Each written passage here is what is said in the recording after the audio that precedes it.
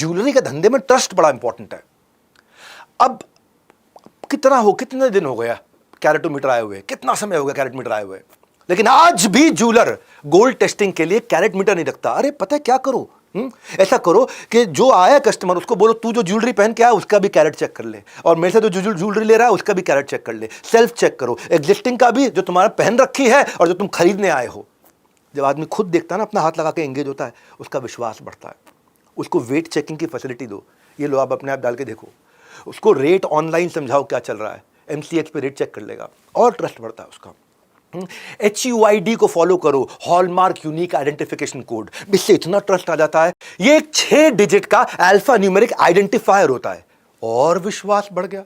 Jewellery का धंधा विश्वास का है, इसमें चोर बहुत बैठे हुए हैं। और बिल जरूर ले लो, और आप भी बिल जरूर दे दो, ताकि कल को वो वापस आए, आपको दिक्कत ना आए, या आपको उसको वापस करने में, चेंज करने में बाद में दिक्कत ना आए। हाँ, और अब अगला आता है, यार ज्वेलरी के धंधे में चोरी हो गई तो सारा का सारा काम खराब है यार, रात को चैन की नींद कैसे सोएं, अपना आदमी चुरा ले। कई बार क्या होता है, इसमें सेल्समैन बहुत तेज होता है, सामने वाला रिंग लेकर के आया, उसके साथ सेटिंग कर ली, वो रिंग लेकर के आया लेट्स से 14 कैरेट की, और यहाँ 22 कैरेट की रिंग वहीं सेम डिज़ाइन के अंदर घुसा दी और उसको पहना दी 22 कैरेट की, 14 वाली रख दी, या फिर वो 1 तोले की पहन के आया, वो 1 तोले की रख दी, उसी डिज़ाइन की 2 तोले की उसको, 1.5 तोले की उसको पकड़ा दी, काम हो गया, चुपचाप बाहर जाकर के पैसे ले लिए। अरे बहुत तेज होते हैं लोग इसमें। ऐसे ऐसे फॉर्मूला दूंगा, आपके यहाँ चोरी हो ही नहीं सकती। सुनो, ये केवल ज्वेलरी के धंधे के लिए नहीं है, सारे धंधों को सीखने चाहिए फॉर्मूलाज। सबसे पहला काम क्या करो, रोज सुबेरे जितनी भी ज्वेलरी पड़ी है शोरूम में उसका पूरा वजन चेक कर लो कितना है, रोज सुबेरे। उसके बाद शाम को वजन चेक कर लो, पता चल जाएगा कितना तोला गया है। दूसरी चीज, रोज सुबह नंबर ऑफ आइटम्स चेक कर लो, भाई आज मेरे पास 100 सेट थे, सोने के सेट 100 थे, शाम को कितने रह गए, 88, यानी कि 12 बिकने चाहिए थे, 12 बिके नहीं बिके, उतना ही वेट कम हुआ कि नहीं हुआ। तीसरी चीज, उन 12 सेट का रेवेन्यू कितना होना चाहिए, तो आप अपनी कैश बुक चेक कर लो, नंबर ऑफ बिल चेक कर लो, नंबर ऑफ बिल से समझ में आ गया, हाँ 12 बिल्स भी घटे हैं, 12 बिल्स का ये वजन भी गया है। तो आपने 4 चेक लगा लिए, आपने वेट चेक कर लिया, नंबर ऑफ आइटम चेक कर लिया, आपने रेवेन्यू चेक कर लिया, नंबर ऑफ बिल चेक कर लिया, आपके यहाँ चोरी हो ही नहीं सकती। फिर भी आपको लगता है यार फिर भी हो सकता है कोई गड़बड़ ना कर दे, तो क्या करो, सेल्समैन जो रखते हैं उसका बैकग्राउंड रेफरेंस वेरिफिकेशन चेक कर लो, और स्टाफ के पीछे एक स्टाफ जरूर रखो। मैंने बताया ना, जो अंगूठी बदल देता है, स्टाफ के पीछे एक स्टाफ जरूर रखो, जो स्टाफ को देखता रहे कि स्टाफ क्या कर रहे हैं, वो आपका सबसे नजदीकी स्टाफ, बाकी के सेल्समैन स्टाफ के पीछे घूमता रहे। CCTV कैमरा का रोल थोड़ा अलग है यहाँ। CCTV कैमरा है, एंट्री गेट एग्जिट गेट को ध्यान से कवर करे, आपके पॉस को, बिलिंग मशीन को ध्यान से कवर करे, आपके लॉकर पे पूरी नजर रखे। CCTV कैमरा ज्वेलरी के सारे डिस्प्ले टेबल्स को कवर करे, जहां कस्टमर बैठा है उसकी बैठने की जगह को तीनों जगह से कवर करे। 3 मतलब एक इधर से, एक इधर से, एक इधर से, पीठ को कवर करने का फायदा नहीं है। सिक्योरिटी गार्ड ऐसा रखो जो बिना हाथ लगाए नजर रखे कि वेपन तो नहीं लेकर के आया अंदर, ये उसका पास्ट एक्सपीरियंस और प्रोफेशनल कंपनी का सिक्योरिटी गार्ड लो। उसके बाद रात को जब शटर बंद करते हो तो आपके यहां तो शटर बंद कर दिया, अपने आप लॉक हो गया, लेकिन लॉक आपके शोरूम के अंदर, लॉकर के अंदर एक लॉकर होना चाहिए जिसको बोलते हैं मेन लॉकर, सेफ लॉकर, जिसमें सिक्योरिटी अलार्म और ट्रैकर होते हैं। 1800 रुपये महीने का खर्चा आता है सिक्योरिटी अलार्म जो ट्रैकर होते हैं। बड़े सिंपल है कि किसी ने अगर जैसे ही वो लॉकर खोला तो आपके 5 लोगों पे फोन इकट्ठे जाएगा कि लॉकर खुला है, क्योंकि वो लॉकर पासकोड डालने से पहले खोल दिया या काट के खोला।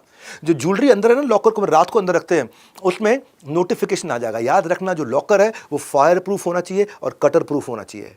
फायर प्रूफ होगा, कटर प्रूफ होगा, कोई दिक्कत वैसे भी नहीं आएगी, आपको काट ही नहीं पाएगा कोई, और बाकी अलार्म का काम हो जाएगा। और फिर भी अगर फेल हो गया, सब कुछ ही फेल हो गया, मैं इतना ज्यादा पेसिमिस्टिक हूं, तो कोई बात नहीं, जाने मन ज्वेलर्स ब्लॉक की एक इंश्योरेंस पॉलिसी होती है कि बाय फोर्स कोई ले गया, छीन के, थेफ्ट हो गई, फायर हो गया, लॉकर ब्रेक कर दिया किसी ने, कैश कलेक्शन के टाइम पे दिक्कत आ गई, ज्वेलरी कोई चेंज करके ले गया, कुछ गड़बड़ हो गया, तो आपको सारी चीजें, आग लग गई, तूफान आ गया, बाढ़ आ गई, जमुना जी आ गई, जमुना माई की जय हो, हाँ, फिर भी सब का सब कवर हो जाएगा, आपको कोई दिक्कत ही नहीं। इसके बाद डेटा आपकी स्ट्रेंथ है। मैं कितनी बार बोला, बेटा झूठ बोल जाता है, डेटा नहीं बोलता झूठ। सेल्समैन तो पक्का ही बोल देगा झूठ, डेटा झूठ नहीं बोलता। ABC एनालिसिस करो, क्या आइटम जल्दी बिकती है। 87% वुमेन ईयर रिंग्स रोज पहनती हैं, ईयर रिंग सबसे ज़्यादा बिकती है। उसके बाद नेकलेस या ब्रेसलेट बिकेगा, और जो इन डिमांड है प्रोडक्ट को उसी को सामने रखो हमेशा। हाँ, इन्वेंट्री टर्नओवर रेशियो अपना चेक करो। इन्वेंट्री टर्नओवर रेशियो क्या होता है, कॉस्ट ऑफ गुड्स सोल्ड, कितने का माल बिका, अपॉन एवरेज इन्वेंट्री पूरे साल भर में कितनी रही। ये हमेशा एक ज्वेलर की टोटल इन्वेंट्री, अगर उसके पास में 5 करोड़ रुपए की है, टोटल इन्वेंट्री 5 करोड़ रुपए उसने अगर इन्वेस्ट करे हैं तो 5 करोड़ रुपया साल में कम से कम 2.5 बार घूमना चाहिए। 5 करोड़ की अगर इन्वेस्टमेंट है तो 12.5 करोड़ का उसका साल भर का रेवेन्यू होना चाहिए। 5 करोड़ का माल आया, 5 करोड़ का माल गया, 5 करोड़ का माल आया, 5 करोड़ का माल गया। जैसे मैं समझाता हूं, कल्याण का 2.3 टाइम्स इन्वेंट्री घूमता है साल में, टाइटन का 2.35 टाइम्स घूमता है। त्रिभुवन दास भीमजी दावेरी बहुत लग्जरी ब्रांड है, इसीलिए उसका 1.13 टाइम घूमता है। वो उसमें भी मार्जिन कमा लेता है, वो बहुत महंगी ज्वेलरी देता है। पीपी ज्वेलर जो मैंने बताया, पवन गुप्ता पीपी ज्वेलर, उसका 3 टाइम्स है, बहुत बढ़िया है। जानते हैं क्यों? उसका रीजन है, ये क्या करते हैं, ये 5 लाख से 20 लाख रुपए तक के सोने के सेट जो होते हैं ना शादी में सबसे ज्यादा बिकते हैं, ये वो ज्यादा रखते हैं। 25 लाख तक के सेट रखेंगे, 5 लाख से 25 लाख तक के सेट रखेंगे अपने पास में। लेकिन किसी को 75 लाख का मांगना हो, 80 लाख का, 1 करोड़ का सेट चाहिए हो, तो ये अलायंसेस बना के रखते हैं कि 15 मिनट में इससे या इससे पकड़ के ले आएंगे। मैं अपनी कैपिटल ब्लॉक नहीं करूंगा उसके लिए जो कभी कभी बिकता हो, अपनी कैपिटल उसके लिए लगाऊंगा जो हर समय बिकता हो, हर समय चलता हो, हर समय बिकता हो। क्योंकि कैपिटल घूमेगी तो उसके ऊपर मार्जिन आएगा, तो मेरा ROI आएगा। धंधा इसी को बोलते हैं। कस्टमर खुश नहीं है, कभी कभी रिटर्न करने आता है, 5% तक का रिटर्न ठीक है, 5% तक का रिटर्न ठीक है, 7% भी चल जाएगा। लेकिन अगर रिटर्न 15% आ रहा है, ओहो हो, गड़बड़ है। क्या गड़बड़ है? आपकी क्वालिटी ठीक नहीं थी, या कस्टमर को चेपा गया है माल, वो कस्टमर को पसंद नहीं था। हाँ, तो इन चीजों को चेक करो। एक ऑनेस्ट सिनेरियो में अगर ईमानदार है ना ज्वेलर, तो रेगुलर गोल्ड डिजाइन ज्वेलरी पे उसका 12 से 14% मार्जिन होता है। और अगर ऑनेस्ट है ना, तो डायमंड और स्टोन स्टडेड ज्वेलरी अगर वो बेचने की कोशिश करता है तो उसका 25 से 28% मार्जिन होता है।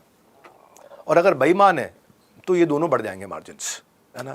लेकिन ऑनेस्ट सिनेरियो मैंने आपको बता दिया, और ऑनेस्टी के मैंने आपको ट्रस्ट के पैरामीटर्स भी बता दिए हैं।